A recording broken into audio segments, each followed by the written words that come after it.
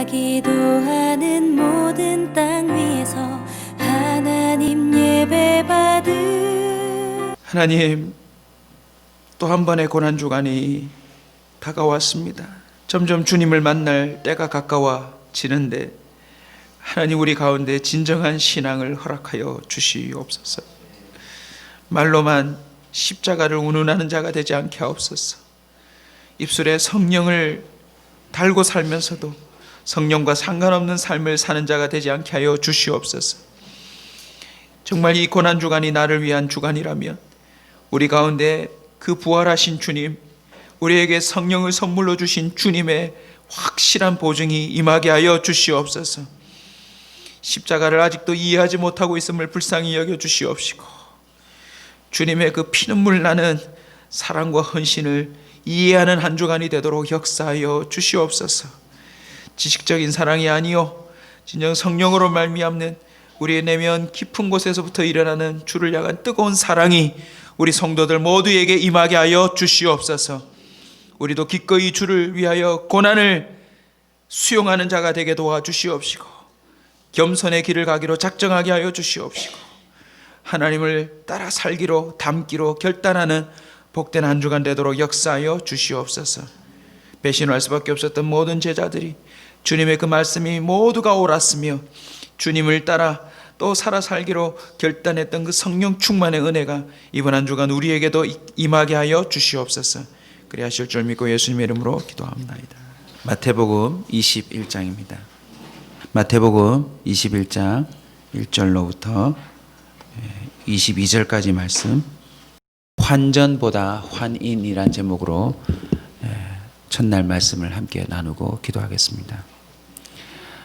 고난주간 통하여서 저와 여러분이 다시 한번 십자가의 능력을 덧입어 목표로 삼아야 될 것이 있습니다.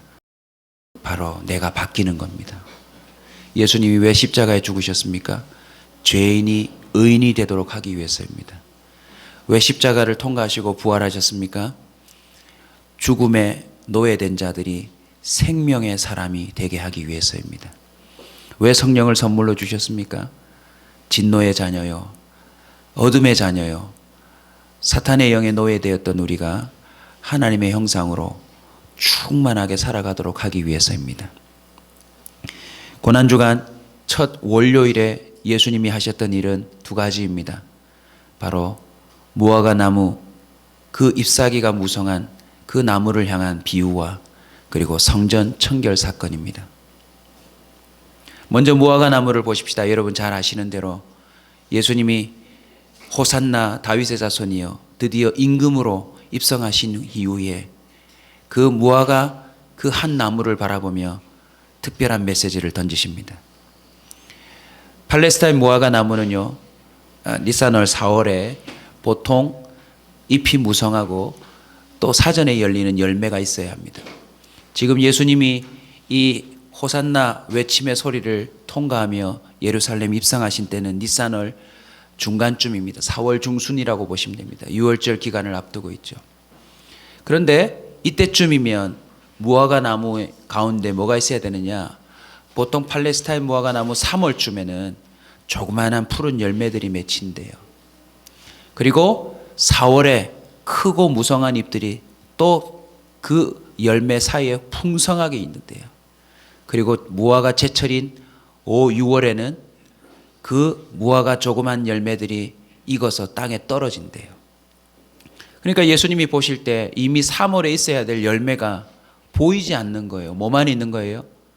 잎만 무성하게 있는 거예요. 마태복음에는 연속적으로 이 사건을 기록해 두었지만 마가복음에 보시면 무화과 나무에 대한 비유와 그리고 중간에 성전 청결 사건과 그리고 다음날 무화과의 뿌리가 마르는 사건이 이렇게 샌드위치처럼 만들어져 있어요. 여러분, 이건 그냥 기록된 게 아니에요. 바로 잎이 무성한 무화과 나무는 무엇을 상징합니까? 겉으로 보이는 종교적인 행위, 그것도 위선적인 그 많은 모습들만 있지 실제로 주님이 원하는 열매는 기대할 수 없는 그 당시의 상황을 비유하는 것입니다. 여러분, 겉만 무성한 종교인이 아니라 능력 있는 참 믿음의 소유자가 되어야 된다라는 것입니다. 주님은 그걸 위하여 이 땅에 오셨어요. 하나님 아버지는 농부요, 예수 그리스도는 포도나무요, 너희는 가지라라고 했던 것이 바로 그 비유입니다. 여러분, 고난주간이 무엇을 의미합니까? 열매를 맺을 수 없는 인생에게 열매를 주시겠다는 것입니다. 십자가를 통과하시고 성령을 선물로 주시는 이유가 바로 그것입니다. 너희가 나를 택한 것이 아니요 내가 너희를 택하였나니 이는 너희로 하여금 열매를 많이 맺게 하려 함이라. 이번 고난주간을 통하여 자신을 들여다보십시오. 정말 진지하게 나는 겉으로 보이는 신앙생활만 있는가, 아니면 진짜 나 스스로도 인정할 만한 열매가 있는가. 예수 그리스도의 십자가가 생생하게 내게 능력이 되어서 나를 죄인에서 의인으로 바꾸어 놓으시고 어둠의 자녀에서 성령의 사람으로 바꾸어 놓은 확실한 증거가 있는가, 자기 스스로를 꼭 점검해 볼 수 있기를 주님을 축원합니다. 이 열매는요, 누가 인정해 줘야 되는 줄 아세요? 먹어본 사람이 인정해 줘야 돼요. 먹어본 사람이. 결국 무슨 뜻입니까? 저와 여러분의 주변에 꼭 물어보십시오. 가까이 있는 배우자, 자녀들, 여러분과 함께 신앙생활하는 나를 알고 있는 사람들에게 꼭 솔직하고 진지하게 이번 주간에 물어보십시오. 나 하나 질문이 있는데 솔직하게 대답해 줘요. 내가 정말 예수 믿는 사람처럼 보이세요? 내 안에 정말 성령이 거하신다고 하는 사실들을 혹시 당신이 알아보겠는지 내게 솔직하게 꼭 좀 말 좀 해달라고. 혹시 내가 예수 믿고 성령의 사람으로 살아감으로 말미암아 맺어진 열매를 혹시 당신이 내 옆에서 먹어본 적이 있는지 꼭 한번 물어보시기 바랍니다. 하나님은 중심을 보신다 분명히 말씀하셨습니다.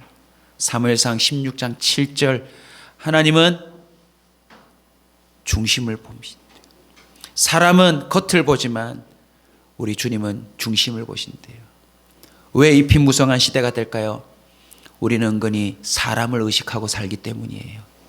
사람들은 주로 외모를 보기 때문에 그들의 눈에 맞추기 위해서 우리도 은근히 그렇게 살고 있더라는 것입니다. 이번 한 주간 동안 도전하십시오. 마태복음 23장 38절에 보면 이와 같이 너희도 겉으로는 사람에게 옳게 보이되 안으로는 외식과 불법이 가득하도다. 저와 여러분이 정말 택함 받은 자라면 겉으로뿐만 아니라 안으로 있는 외식과 불법이 온전히 해결되는 고난주간이 되기를 소원합니다. 들키면 안 되는 엉뚱한 비밀이 해결되는 한 주간 되기를 소원합니다. 이번 고난주간이 진정한 안과 속이 변화되는 기적이 있기를 주 이름으로 축원합니다. 무화과 나무를 비유하신 다음에 주님은 성전으로 들어갑니다. 여러분, 예수님 당시의 성전은 우리가 알고 있는 성막과 좀 틀립니다. 우리가 알고 있는 성막이 공식적으로 중앙에 딱 있고요, 그 주변을 감싸고 있는 뜰들이 늘어나요. 우리가 알고 있는 그 성막의 안에 내부 번제단에 있는 뜰을 제사장의 뜰이라고 그래요. 그리고 번제단 밖에 뜰 하나를 더 만들어서 이스라엘 민족의 뜰로, 유대인의 뜰로 만들었어요. 유대인들 뜰 옆에 여인들의 뜰을 또 만들었어요. 여인들이 와서 또 그 예배를 드릴 수 있는. 그리고 맨 바깥에 이방인의 뜰을 만들었어요. 제사장, 유대인, 여인들, 이방인들마저도 하나님 그 만남의 장소로 올 수 있는 장치를 만들어 놨다는 거죠. 이스라엘 민족이 구약시대 때 여러분 아시다시피 다 멸망함으로 말미암아 디아스포라 흩어졌어요. 세계 곳곳에 흩어졌죠. 그리고는 이 예수님 당시에는 흩어져 있는 사람들이 또 20세 이상 성전세를 낸다고 하는 의미로 그들은 온 곳곳에서 다시 절기 때마다 모입니다. 그리고는 뭐 해야 합니까? 예물을 드리기 위해서는 돈을 환전해야 되는 거예요. 그 당시에 돈은 세 종류가 있었습니다. 첫 번째가 제국의 돈. 무슨 돈일까요? 로마 돈이에요. 그리고 지방의 돈이 있어요. 바로 헬라 돈입니다. 그리고 유대인들이 통용하는 그 지역의 돈, 유대 화폐가 있어요. 곳곳에서 자기 나름의 화폐를 쓰고 있는 사람들이 이제 절기가 되어 모여들면 바로 유대인의 돈으로 환전을 해야 됐던 거예요. 이 환전상들과 그리고 먼 지역에서 지정된 예물들을 들고 오다가는 흠이 생기니까 그 먼 거리를 홀로 여행한 다음에 이 바로 성전 앞에 와서 무엇하는 거예요? 자신들이 드릴 제물들을 그리고 포도주며 순결한 향이며 이런 것들을 구입했던 거죠. 근데 예수님이 와보니 이방인의 뜰이 문제가 아니고 그 뜰은 이방인들이 와서 예배하는 곳인데 그 뜰에서 뭐가 이루어지고 있어요? 소위 환전이 이루어지고 있는 거예요. 환전. 성경이 기록하는 바에 의하면 그 환전은요, 그 환전 자체가 나쁜 게 아니에요. 그런데 환전하는 가운데 예수님이 직접 말씀하셨어요. 강도의 소굴이 되었도다. 그 말은 무슨 뜻이죠? 환전하는 과정 속에서 그리고 그 방식이 옳지 못한 방법으로 되어 있다는 거죠. 여러분 한번 생각해 보십시오. 먼 거리에서 온 사람들이 환전하고 그 예배의 도구를 바꾸려고 할 때 강도의 소굴이 되어 있었으니 그 과정 가운데 마음 상하는 사람들이 얼마나 많았겠습니까? 이익을 보는 자며 또 이것을 경험하는 자며 여기서 생긴 이익들을 또 대제사장에게 바치며 예수님이 너무너무 안타까우셨던 점이 뭔지 아세요? 유대인들이 오히려 이방인들이 주께로 와서 예배드리는 걸 방해하고 있는 거예요. 대제사장이 앞장서서 이런 모든 환전 작업들을 관리 감독해야 되는데 그것을 은근히 자신의 이익으로 삼고 예수님이 와서 보니까 이방인의 뜰은 예배의 장소가 돼야 되는데 짐을 싣고 성전 뜰을 마음대로 사람들이 오가는 장면을 보신 거예요. 그래서 그 모든 것을 뒤집어 엎으셨어요. 여러분 기억하셔야 합니다. 이 환전과 이 예물을 구입하고 판매하는 건 이 뜰이 아니라 다른 지정된 장소에서도 할 수 있는 일들이었어요. 무슨 말씀인지 이해되시죠? 오늘날 교회 안에 주님이 오셨다면 이렇게 비유할 수도 있습니다. 목사가 예배의 걸림돌이 될 수 있어요. 중직자들이 예배의 걸림돌이 될 수 있어요. 초신자들이 와서 예배드리는 우리 기신자들을 보고 마음의 상처를 받을 수도 있어요. 교회 교자도 모르고 처음으로 예배라는 곳을 나왔는데 교회를 다니려면 이래야 된다 저래야 된다 자기가 하는 잘못된 지식으로 성도들을 예배의 자로 나아가는 것을 방해하는 사람들도 있더라는 것입니다. 여러분 교회 안에 누가 오든지 간에 어떤 일이 벌어져야 되는 줄 아세요? 예배하는 누군가를 바라보고 감동받을 수 있는 공동체가 되어야 될 줄로 믿습니다. 예배하는 모습만 봐도 하나님을 만나고 있구나라고 하는 그런 신비롭고 놀라운 장면들을 목격시켜 줄 수 있는 공동체가 되어야 될 줄로 믿습니다. 예배를 인도하는 목회자나 찬양 인도자나 또 앞자리에 앉은 사람이나 먼저 주님을 믿고 예배하는 그들을 통하여서 누구든지 예배 문을 들어서는 순간 하나님의 영에 감동되고 사로잡히는 공동체가 되어야 될 줄로 믿습니다. 그런데요, 벌써 가장 첫 관문인 이방인의 뜰부터 진정한 예배가 차단되어 있다는 것입니다. 오늘날 예배자가 아니면서 예배 초소를 점유하고 있는 사람들이 많대요. 다른 의도와 목적으로 성전 마당을 밟고 있는 자들이 많대요. 그리고 그것을 뻔히 알면서도 대제사장들이 묵인했던 것처럼 먼저 된 자들이 그것을 묵인하고 있대요. 요한복음 4장 23절 주님은 지금도 여전히 찾습니다. 영과 진리로 예배하는 자들. 영과 진리로 예배하는 자들. 우리 주님은 중심이 잘못된 예배자가 아닌 장사꾼들을 예배하러 온 이들의 예배까지 방해하는 사실을 보고 몰아내셨던 것입니다. 예수님께서는요, 열매 없는 인생의 뿌리가 되어 주시고자 이 땅에 오셨습니다.